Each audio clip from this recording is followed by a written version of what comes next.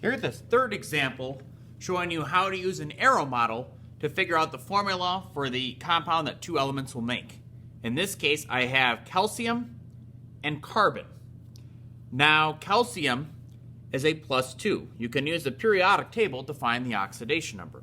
But carbon is trickier because you might remember carbon is a halfway element. Carbon is number 6 here and is halfway in between 2 and 10. So what that means is carbon could be a +4 or a -4. But remember that in order to make an ionic bond, you need one with a positive charge and one with a negative charge. And we know, using our periodic table, that calcium is a metal and carbon is a nonmetal. So they will make an ionic bond. What that means then is that if the calcium has a positive charge, the carbon in this case must have a negative charge. So we know its oxidation number is -4.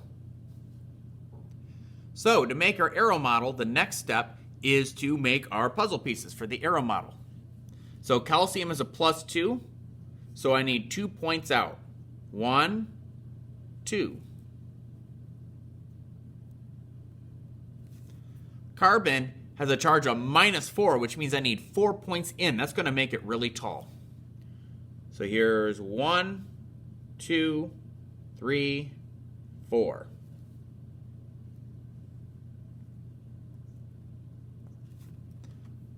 Our next step is to duplicate these until we end up with a complete rectangle.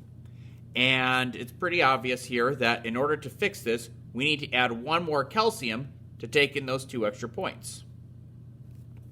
See, this makes a perfect rectangle, and you can also tell because the oxidation numbers all add up to 0. 2 plus 2 gives you 4, minus 4 gives you 0. So to write our formula, we count the number of atoms that we have in our arrow model. I see 2 calciums and 1 carbon. So the formula would be Ca2 for 2 calciums and 1 carbon, just a C because the 1 is implied. And then if I were to draw a circle model for this, I would need 2 calcium atoms. Here's our first, here's our second, and then 1 carbon.